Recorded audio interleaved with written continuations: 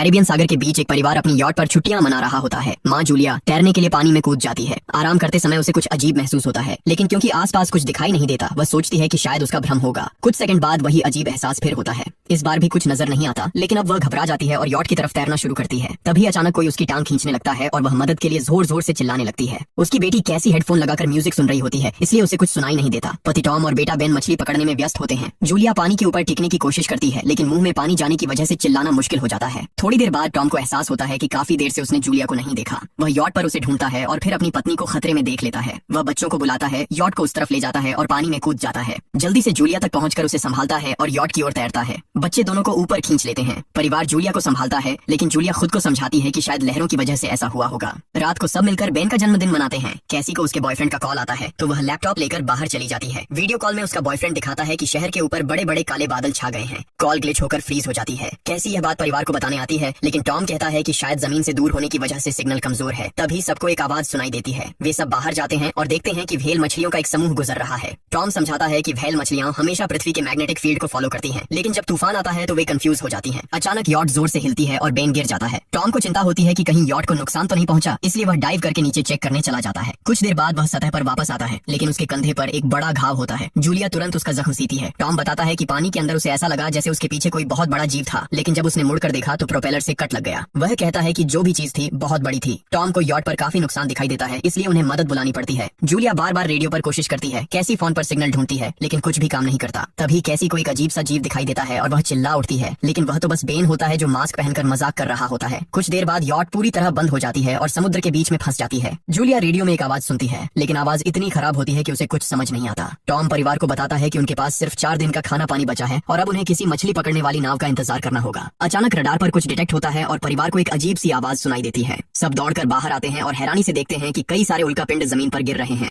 जहाँ जहाँ उल्कापिंड गिरते हैं वहाँ बड़े धमाके होते हैं। एक उल्कापिंड पानी में उनके पास गिरता है तो टॉम तुरंत यॉट को चलाने की कोशिश करता है। इंजन मुश्किल से चलता है, लेकिन तभी एक और उल्कापिंड उस इलाके को हिट करता है। परिवार डर के मारे एक दूसरे को कसकर पकड़ लेता है। तभी टॉम को समझ आता है कि जो आग के गोले गिर रहे हैं वे उल्कापिंड नहीं बल्कि सैटेलाइट्स हैं। उसी वक्त बेन देखता है कि यॉट से धुआं निकल रहा है। टॉम चेक करता है और कंफर्म होता है कि इंजन खराब हो गया है। हवा तेज होने लगती है तो फैमिली यॉट के अंदर छुप जाती है, बिना ये नोटिस किए कि कंपास बहुत तेजी से घूम रहा है। यॉट जोर जोर से हिलने लगती है। बेन फिर से गिर जाता है और इस बार उसे चोट भी लग जाती है। लहरें तेजी से यॉट से टकरा रही होती हैं। टॉम स्ट्रगल करके बाहर जाता है और लाइफ जैकेट्स लेकर आता है। तभी पावर चली जाती है। टॉम तुरंत पावर बॉक्स का बटन प्रेस करता है और लाइट वापस आ जाती है। उस वक्त बेन नोटिस करता है कि जूलिया की नाक से खून बह रहा है। जूलिया को चक्कर आने लगते हैं, जबकि कैसी सिंक पर जाकर उल्टी कर देती है। टॉम रेडियो ट्राई करता रहता है पर सिग्नल नहीं मिलता। अचानक एक तेज हाई पिच्ड नॉइज आती है और हवा और भी स्ट्रांग हो जाती है। जूलिया दरवाजे बंद करने की कोशिश करती है, पर एक हैच खुल जाता है और हवा खिड़कियां तोड़ने लगती है। टॉम एक फ्लेयर जलाता है और थोड़ी देर बाद अंधेरा छा जाता है। अगली सुबह फैमिली शॉक में उठती है कि वो स्टॉर्म से बच गए हैं, लेकिन यॉट आधी तबाह हो गई होती है। जब वो बाहर आते हैं तो देखते हैं कि समुद्र का पानी गायब हो गया है और यॉट अब जमीन पर अटकी है। सब ये देखकर शॉक में आ जाते हैं। कैसी सिग्नल चेक करती है पर नेटवर्क बिल्कुल डाउन होता है। बेन 2 मरे हुए केकड़ों से खेलने लगता है। टॉम कंपास चेक करता है और देखता है कि वो उल्टा हो गया है। ये आखिरी बार 7 लाख साल पहले हुआ था। कैसी को लगता है कि उसका बॉयफ्रेंड मर गया होगा और वो टूट जाती है। जब जूलिया उसे समझाने आती है तो कैसी उसे दूर कर देती है और छुपने चली जाती है। जूलिया और टॉम बची हुई सप्लाईज देखते हैं। बेन अपने बर्थडे बलून्स एक पत्थर से बांध देता है ताकि शायद कोई बचा हुआ सर्वाइवर देख ले। टॉम फिर रेडियो ट्राई करता है और इस बार एक आदमी से कनेक्शन हो जाता है। उसका नाम नाव होता है और वो एक सबमरीन का कैप्टन होता है। उसकी सबमरीन भी लैंड पर अटक गई है। वो कंफर्म करता है कि मैग्नेटिक पोल्स रिवर्स हो गए हैं, इसलिए ओशन पीछे हट गया है और जमीन डूब गई है। वो कहता है कि उसने अभी तक और सर्वाइवर्स नहीं देखे और कम्युनिकेशन सिस्टम्स बिल्कुल डाउन हो गए हैं। वो मजीद ये भी कहता है कि पोल्स फिर रिवर्स होंगे और शायद एक हफ्ते में समुद्र वापस आ जाएगा।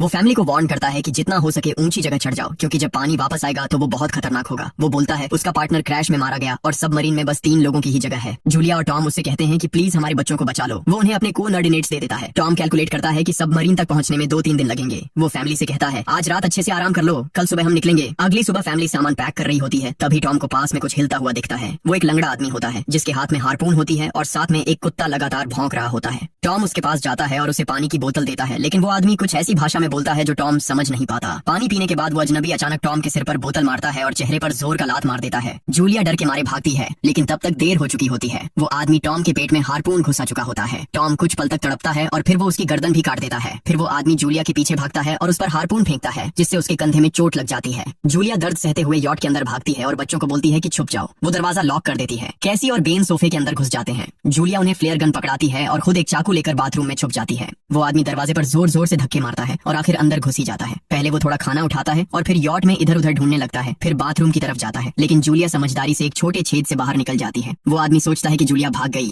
लेकिन जैसे ही वो धीरे से निकलने लगती है उसका कुत्ता उसे देख लेता है और भौंकने लगता है। कुत्ता उस पर झपटता है तो जूलिया चाकू से उसे मार देती है। कुत्ते की चीख सुनकर वो आदमी बाहर आता है और अपने कुत्ते की लाश देखकर आग बबूला हो जाता है। इस बीच जूलिया यॉट के दूसरे साइड से अंदर जाने की कोशिश करती है। वो ऊपर चढ़कर टूटी हुई खिड़की से अंदर घुसने लगती है, लेकिन वो आदमी पहले ही वहां पहुंच जाता है। वो उसे पकड़कर जोर से मुक्का मारता है जिससे वो नीचे गिर जाती है। जूलिया फर्नीचर पकड़कर बचने की कोशिश करती है, लेकिन वो आदमी उसे लात मारकर दूर फेंक देता है। फिर वो उसकी कलाई पर पैर रख देता है ताकि वो चाकू छोड़ दे, और फिर उसके बाल पकड़कर उसका चेहरा जमीन पर दे मारता है और सोफे पर फेंककर उसका गला दबाने लगता है। बच्चे ये सब कुछ देख रहे होते हैं। कैसी बाहर निकलकर फ्लेयर गन चलाती है जो सीधा उस आदमी को लगती है। वो जल उठता है और यॉट में आग फैलने लगती है। बच्चे तुरंत भाग जाते हैं, लेकिन जूलिया वापस आती है। वो उसे एक किक मारकर गिराती है, मैप और बैग उठाती है और वहाँ से भाग जाती है। बेन और कैसी अपने पापा के पास जाकर रोने लगते हैं। जूलिया भी उनके साथ बैठ जाती है और तीनों मिलकर आंसुओं के साथ टॉम को आखिरी अलविदा कहते हैं। तभी वो डरावना आदमी फिर यॉट से बाहर निकल आता है तो फैमिली फिर से भागने लगती है। कुछ ही देर में यॉट एक बड़े धमाके के साथ उड़ जाती है। थोड़ी दूर चलने के बाद वो लोग एक छोटे से झरने के पास रुकते हैं ताकि थोड़ा आराम कर सकें। कैसी सोचती है कि शायद वो पागल आदमी उनके पास गुब्बारे देखकर आया था। ये सुनकर बेन खुद को कसूरवार मानने लगता है। जूलिया उसे समझाती है कि इसमें उसकी कोई गलती नहीं थी और सबको आगे बढ़ने को कहती है क्योंकि वो आदमी अभी भी उनके पीछे है। रास्ते में एक छोटे तालाब के पास बेन एक मरी हुई हैमरहेड शार्क देखकर हैरान रह जाता है। तभी जूलिया नोटिस करती है कि वो आदमी फिर उनके करीब पहुंचने वाला है। सब लोग दौड़ पड़ते हैं और एक रेत के टीले से नीचे गिर जाते हैं जहां उन्हें जहरीला कचरा दिखाई देता है। फैमिली सावधानी से उसे पार करती है और लगता है कि उन्होंने उस आदमी से पीछा छुड़ा लिया है। चलते चलते उन्हें बड़े बड़े मरे हुए सी एनिमल्स और समुद्र के नीचे जमा हुआ सारा प्लास्टिक दिखने लगता है।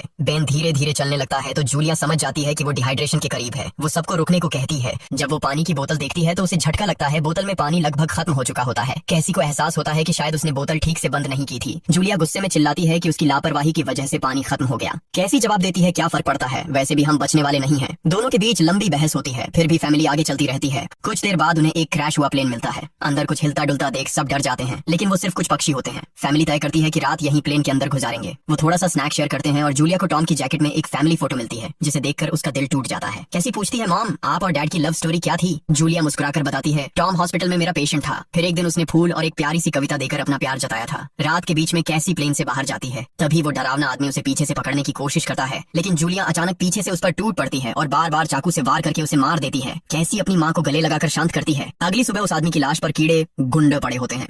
फैमिली नोटिस करती है कि उसके शरीर पर कई काटने के निशान हैं, मतलब इस एरिया में कोई खतरनाक जीव छिपा हुआ है। जैसे ही वो लोग वहाँ से निकलते हैं केकड़े उसके मुंह से बाहर निकल आते हैं। कुछ घंटों बाद जूलिया और कैसी मैप देख रही होती हैं, लेकिन बेन धीरे से आगे निकल जाता है। जूलिया चिल्लाती है, रुक जाओ, लेकिन बेन एक तालाब में झुककर पानी पीने लगता है। जूलिया तुरंत उसे खींचकर बाहर निकालती है और समझाती है कि अनजान पानी उसे बीमार कर सकता है। धूप बहुत तेज हो जाती है तो फैमिली अपने सिर कपड़ों से ढक लेती है। बेन को चक्कर आने लगते हैं। तभी उन्हें कुछ पुरानी कुर्सियां मिलती हैं और जूलिया कैसी उनसे एक टेम्पररी शेल्टर बना लेती है। जूलिया बेन को इंजेक्शन लगाती है और तय करती है कि वो रात वहीं बिताएंगे। सुबह जूलिया एक अजीब सी आवाज सुनकर उठती है। बाहर जाकर देखती है तो क्रैब्स का एक बड़ा झुंड उनकी तरफ आ रहा होता है। वो तुरंत बच्चों को उठाती है और तीनों भागना शुरू कर देते हैं। भागते भागते उन्हें एक बड़ा कार्गो शिप दिखाई देता है। वहाँ 3 क्रू मेंबर्स जिंदा होते हैं। एक औरत उनकी मदद करना चाहती है, लेकिन बाकी 2 आदमी मना कर देते हैं और तीनों फैमिली को बाहर छोड़कर कंटेनर लॉक कर लेते हैं। क्रैब्स पास आ जाते हैं। जूलिया बच्चों को कंटेनर के ऊपर चढ़ाती है। खुद जब चढ़ने लगती है तो क्रैब्स उसके पैर को जोर से काट लेते हैं। बच्चे उसे खींचकर ऊपर चढ़ाते हैं, नहीं तो वो नीचे गिर जाती। कंटेनर के एक छेद से आधे क्रैब्स अंदर घुस जाते हैं। क्रू मेंबर्स फायरिंग शुरू करते हैं, लेकिन क्रैब्स उन पर हावी हो जाते हैं और दोनों को मार डालते हैं। आखिरी आदमी छत के होल तक पहुंचता है, लेकिन क्रैब्स उसे भी नीचे खींच लेते हैं और वो भी मर जाता है।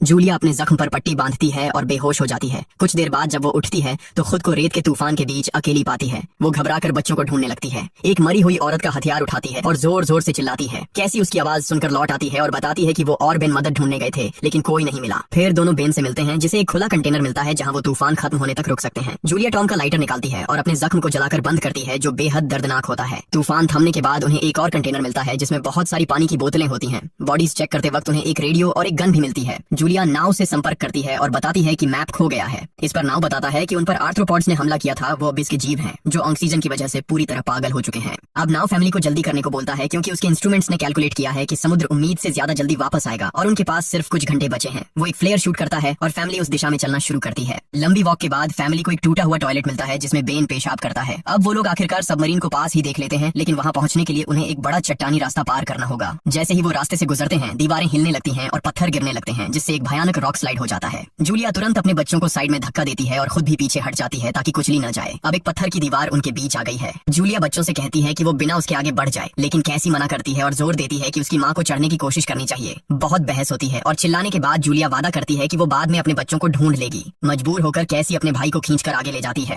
बच्चे चट्टानी रास्ता चढ़कर सबमरीन की तरफ भागते हैं, लेकिन वहाँ पहुंचकर देखते हैं कि नाव बाहर खून में लथपथ पड़ा है। वो समझाता है कि उसके लिए सब खत्म हो गया है और अब बच्चे सबमरीन ले सकते हैं। ये सोचकर कि एक एक्स्ट्रा जगह होगी, कैसी वापस अपनी माँ को ढूंढने भागती है। तभी जूलिया केकड़ों को आता देखती है और वो फायरिंग शुरू कर देती है। कुछ केकड़ों को वो मार देती है, लेकिन झुंड बहुत बड़ा होता है और सबसे लड़ना मुश्किल हो जाता है। उसी वक्त कैसी दीवार के ऊपर दिखाई देती है और हाथ आगे बढ़ाती है तो जूलिया अपने घायल पैर के बावजूद तेजी से चढ़ना शुरू करती है। कैसी की मदद से वो दूसरी तरफ पहुंच जाती है और दोनों साथ में सबमरीन की तरफ भागते हैं। बेन पहले से ही ऊपर खड़ा होता है और फायर खोल देता है ताकि केकड़े डिस्टर्ब रहें जब तक फैमिली ऊपर चढ़ जाए। केकड़े नाव के शरीर तक पहुंचते ही तुरंत उसे खाने लग जाते हैं। जूलिया गन उठाती है और फायरिंग जारी रखती है जब तक बच्चे अंदर चले जाएं। जब वो सुरक्षित हो जाते हैं, जूलिया समझती है कि गोलियां खत्म हो गई हैं, तो वो गन केकड़ों पर फेंक देती है और अपने बच्चों के साथ अंदर चली जाती है। फैमिली हैच को अच्छे से लॉक करती है और खिड़की से केकड़ों को सबमरीन के चारों तरफ देखती है। इसी वक्त समुद्र वापस आ जाता है तो तीनों तुरंत अपनी सीटों पर बैठकर बेल्ट पहन लेते हैं और एक दूसरे का हाथ पकड़ लेते हैं। तेज लहरें सबमरीन को जोर जोर से इधर उधर फेंकना शुरू कर देती हैं, जिससे जूलिया को पूरी जर्नी के विजन दिखने लगते हैं और कैसी उल्टी कर देती है। जल्दी ही वो हाई पिच आवाज वापस आती है और फैमिली बेहोश हो जाती है। कुछ देर बाद जूलिया और बच्चे होश में आते हैं और खुद को जिंदा देखकर खुश होते हैं। वो हैच अनलॉक करके बाहर निकलते हैं और देखते हैं कि लहरों ने सबमरीन को एक तबाह शहर में गिरा दिया है। यानी अब जिंदा रहने और नया जीवन शुरू करने की उम्मीद है। और यहीं पर फिल्म खत्म होती है। चैनल को सब्सक्राइब करना न भूलें और बेल आइकन जरूर दबाएं ताकि आपको ऐसे ही मजेदार वीडियो मिलते रहें। देखने के लिए धन्यवाद।